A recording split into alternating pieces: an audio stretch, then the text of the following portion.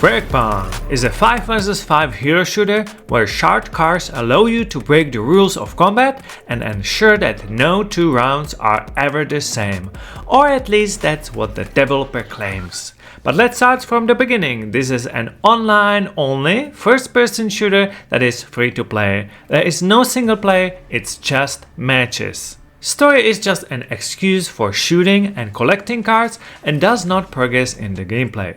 Right now there are 15 gameplay modes. The main mode is Shard Clash, where one team is in charge of planning shard coverts while other must defend, playing several rounds where eventually you will switch, but winning team needs only 4 rounds to victory.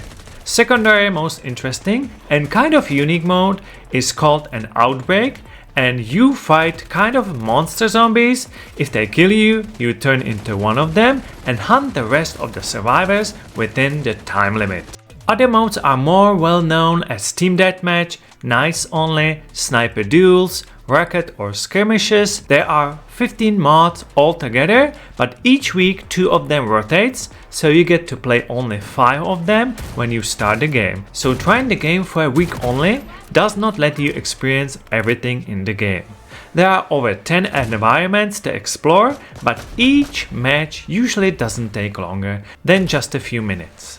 In the main Shard Clash mode, before each round, players can invest shard points into the cards of their choice. For example, dealing more damage while crouching, being faster, enhancing a random weapon, or even affecting enemy team by no extra headshot damage from them or giving them big heads, making it easier for you to strike the headshot. But of course, each card costs different number of shards and each one of your teammates have a limit of them, so you need to choose carefully as a team in order to activate those cards. You can end up even with 3 cards in one round. Shard points are gained from dealing damage in general, kills or assists. Card system is also similarly implemented in some of the other more well-known modes. You can say that thanks to over 150 cards, changing the gameplay mechanics, no 2 matches are the same, but it's not a big game changer all the time. If your team sucks, extra cards won't usually help it. But of course, if 2 teams are balanced, every advantage counts. Each hero has a primary, secondary and melee weapons that you can choose from the same list. But the special 3 skills that recharges over time are what the characters differ in. For example, one has a rocket launcher, other can see enemies through wall, or use a spider drone as a side skill having a smoke grenades or barriers.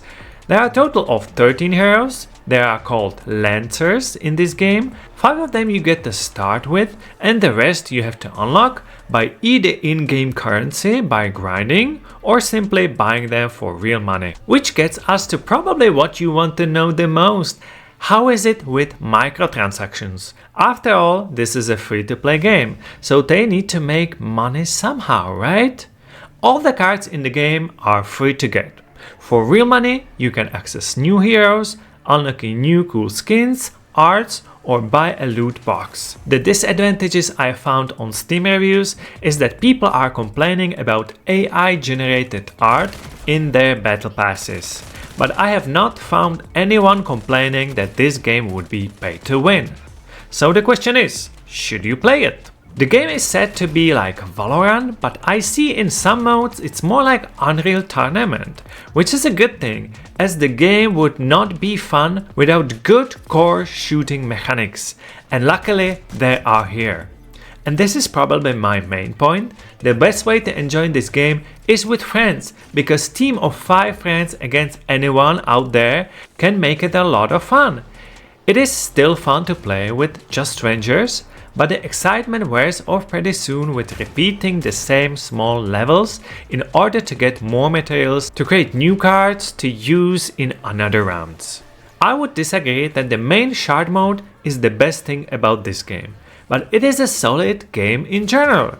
Everything will be explained to you in tutorial. You can always enter a training area to try new heroes or different weapons from pistols to shotgun, sniper rifles and machine guns. There's enough content to keep you interested for a few days at least, But I'm personally lacking a deeper goal why play the matches, except the competitive mode that unlocks on level 30. But what would you want more from a free first-person shooter, right? It did meet my expectations, and even if I don't find it that unique, I don't see many reasons not to recommend this game to first-person competitive lovers, especially if you have a group of friends to play with, or if you want to make new friends while playing, and with that, we can help. Just put your username in the comment section under this video together on which platform are you playing, so other people can add you as friends. The game is cross-platform, so even PC players can play with console ones. Hope this review was fun and useful, and for more free gaming content, stay tuned.